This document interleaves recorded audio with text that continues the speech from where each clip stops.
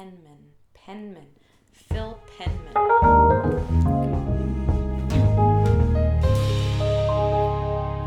Welcome back. On today's episode of Facing Forward, I'm going to talk to Phil Penman, a street photographer based in New York City. Cheers.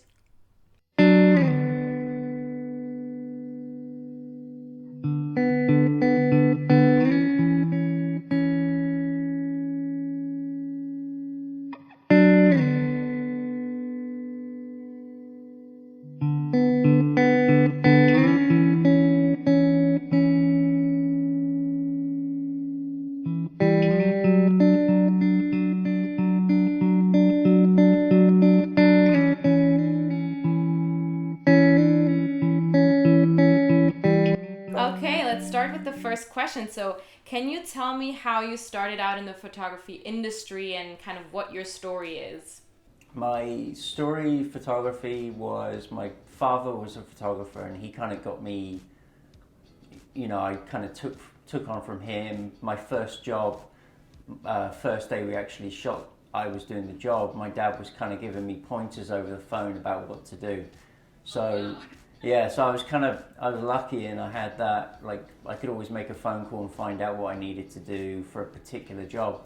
And I did about 1.5 years working in the UK, but the ultimate goal was always to be in New York. Like, I came here as a teenager and just came here twice a year.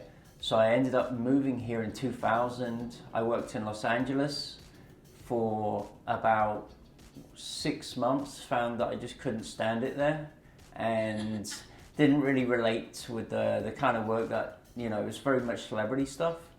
And they gave me an opportunity to come and work in New York and set up an office for this photo agency. And that was that. I've kind of been here 20 years since.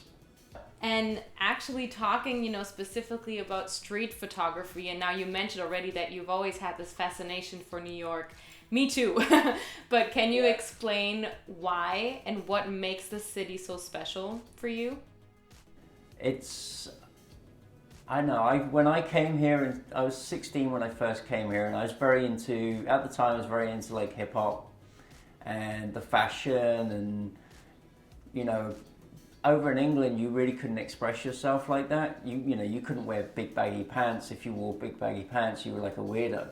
So I came over here and everyone's wearing big baggy pants, and you could wear whatever the hell you wanted, do whatever you wanted, and I just fell in love with it. I was, I cried going back on the plane to England when I was 16. I'm like, I was going to be like, no, this is where I'm going to be. I would come over here twice a year after that to buy like camera gear or clothing, stuff like that. And yeah, it has an energy about it that I don't know, it's hard to describe, but it's like you're out there. I can just walk around for hours with a coffee in my hand, just walking around looking at things. It's always changing as well. That's the nice thing. If you go away on holiday for a week and you come back, there's like 2 new stores have opened up, There's always something. On your website, I think I saw this paragraph that you wrote about coronavirus and the situation right now. I want to read it because I think it just describes it so well, and then maybe you can like talk on it a little bit. You basically said, it's like being in a movie that's not entertaining. We're fueled by human interaction. In a city filled with unpredictability, we rely on daily routines to ground us. These certainties have been upended. I think of the man I would get my morning coffee from. I wonder if he and this card will ever return. That's like really wow. I'm happy to say he returned. So I walked out my door. I walked out my door the other day, and he was there, and it was like so great to see him. Thank goodness. And that they're still working. That's the cool thing about it.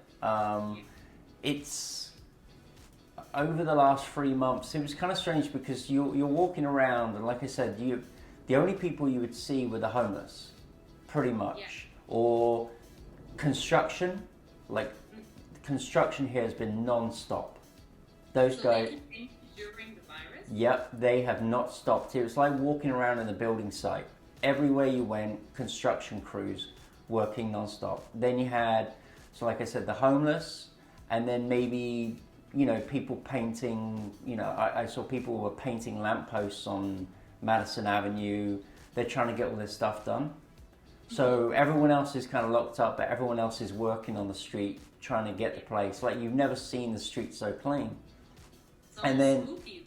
yeah, no, really spooky.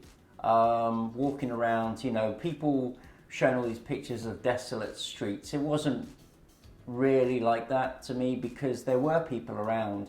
It was just mostly the homeless that I was seeing, especially where I live. If you went down to, say, Soho, then yeah, you maybe see some shady stuff, early in the morning, but generally not that many people walking around.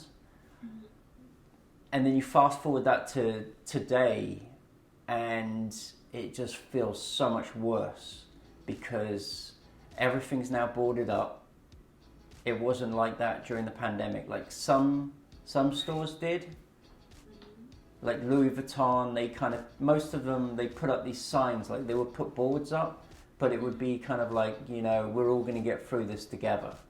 Stuff like that. Encouraging words. Right. And now you go out and everything's boarded up pretty much across the city. And, it's like redistribution of wealth has been written on there, or something else, and now it just has a very different tone to it. The street. Yeah. I hate to say it, but to me it feels like there's even more homeless. Like, I went out on a rainy day the other day, and I had my black and white camera. It just shoots black and white only, and it almost, like, when you're looking through the viewfinder, you're seeing everything black and white. Yeah.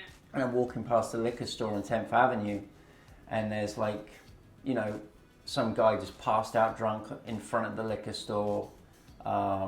It looked like something that you would have seen an image from, say, the 70s or the 80s. So I'm kind of hoping that once the stores can reopen again, I'm hoping that kind of changes the look of things a little bit. Definitely interesting times we're living in right now.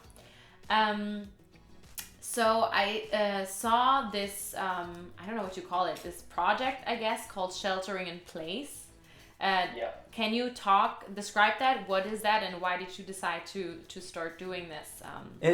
It was kind of like the first series during the pandemic. I was shooting primarily just what was going on the street. It might be someone walking a dog, but the one thing that was always there was that there were people on the street asking for money or food. And what was weird actually was, normally before the pandemic, most people were just like, have you got a few dollars?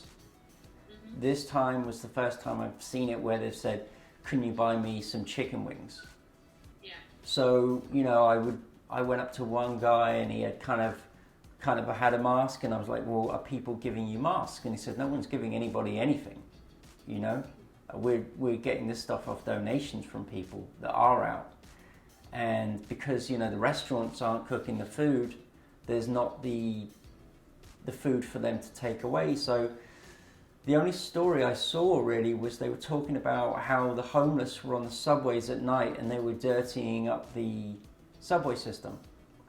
It kind of annoyed me that, we're all in our nice houses, we all have internet, we're watching Netflix or the TV. Excuse me.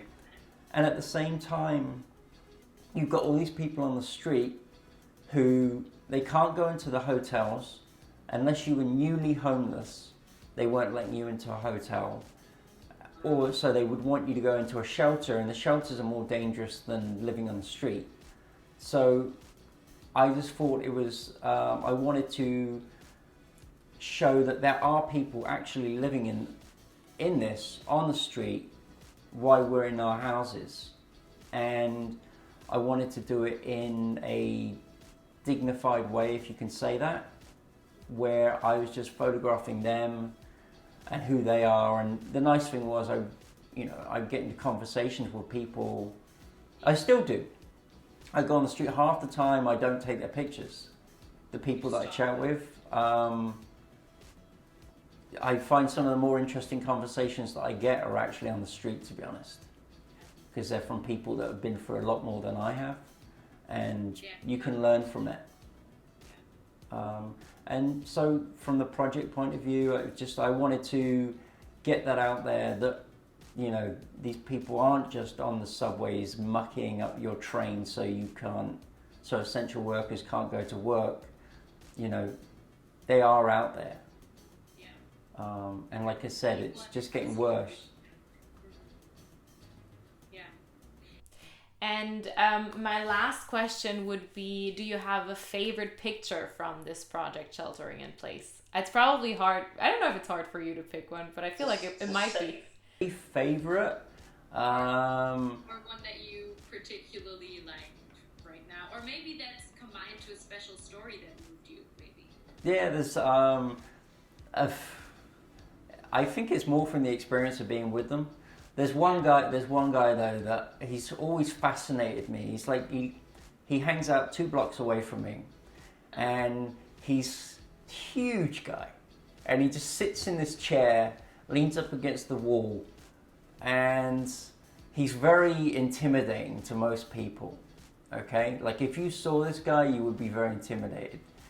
And you know, he doesn't look well. You can tell he's been on the streets for years, but he's always kind of just sat there in his chair basking in the sun, and right by the Port Authority. And I've walked past this guy for the last 3 years, I guess, and finally I was walking on the street, and I guess because not many people are out, you know, I look at him and I'm like, morning, and he says good morning to me, and he's like, nice camera. And I'm like, oh, you know, thanks. And we start talking, and he's like, would you mind taking a picture of me? And he gets up out of his chair, and he gives me the sweetest smile, just like this big grin, and Not intimidating at all. no, and to talk, because I'd never heard his voice before, and it was like the polar opposite of how he looks, and it just caught me off guard. So now I go past him, and I chat with him. There's quite a few of them that I chat with on the street, and you can kind of, you know, it's interesting, you can get a lay of the land of what's actually going on. Because I'll be honest, I can't watch the news anymore to find out, so they seem to know more than they do.